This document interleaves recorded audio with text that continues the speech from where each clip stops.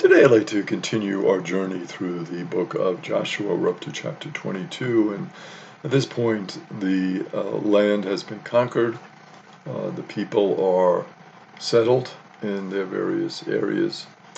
Joshua is given the tribes where they're going to go, and he's getting ready to conclude his journey with the people, which has been an amazing and awesome journey. So in chapter 22, Joshua dismisses the eastern tribes, the tribes that are east of the Jordan, which would be the Reubenites, the Gadites, and the half-tribe of Manasseh. They went back to their own lands with all the wealth that they had won in battle, so they had promised that they would help in the conquest of the Holy Lands, that they would help the other tribes. The land was kind of already settled on the other side of the Jordan, but they would be helpful. And they had promised that to Moses. So they built an altar at the Jordan, and the altar was facing the land of Canaan. The other tribes, though, declared war on them because of this disunity in worship. When they heard about this altar, they got all upset. Well, why are you building an altar there? We're supposed to have one place where we all worship together as a people. It's like you're creating this other site that people can use, and that's not a good thing. The eastern tribes explain that the altar they built, it was meant to be an altar of witness, and it was meant to teach the children to be faithful to God, their own children, because as their children were born and came into the different tribes now that were east of the Jordan, they wouldn't have a sense of the history of the people and what they had gone through. So the altar was meant to be a witness to what God had done for the people. And they were not attacking the worship practices of Israel by doing that. To the contrary, that was not really their goal here. They were not rebelling against the Lord. They were not trying to secede at this time and worship in a different manner. Because worship at this time was basically centered at Shiloh, and they recognized that that's where the center of worship would be. This was just meant to be a witness. So those from the other tribes who came to confront them were satisfied with this response. They found it to be helpful and that it made sense and that there was no attempt to really split the people in terms of their worship practices.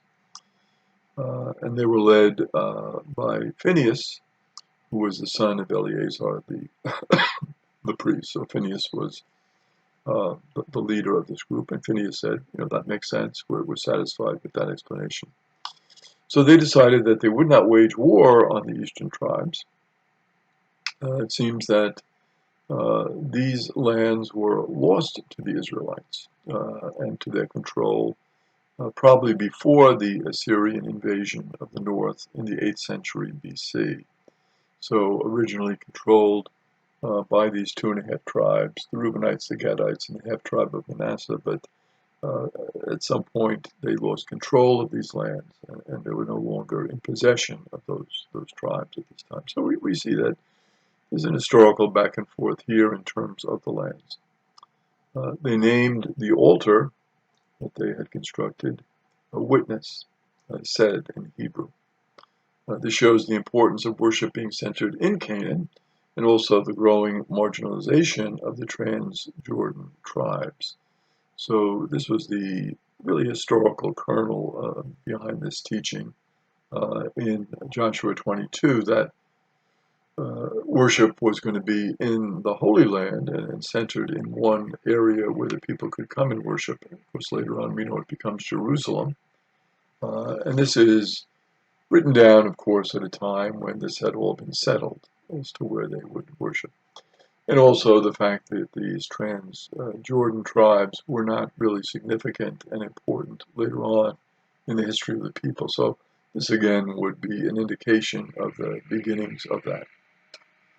Chapter 23 now, Joshua summons all the Israelite leaders. He gathers them all together.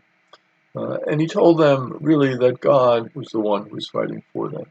And he encourages the people now to remain faithful to God and faithful to the law. He knows that they will be living in close proximity to the Canaanites. And of course, this is going to always be the danger. Uh, we talk about the different tribes and what lands they had and what sections.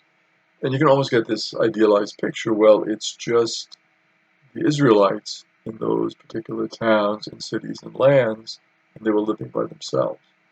That is not the historical reality. The historical reality is that they were living in this territory surrounded by these other tribes who had different worship practices. And so Joshua is reminding them, be faithful to God, because if you're not faithful to God, you can easily fall into some of these other practices and fall away from the worship of the true God. And as we're going to see, this is later on, of course, what does happen to the people. And this was written down at a period when this had happened. So putting these words in the mouth of Joshua as reminders to the people would be like, yes, we really should not have fallen into this false worship. Um,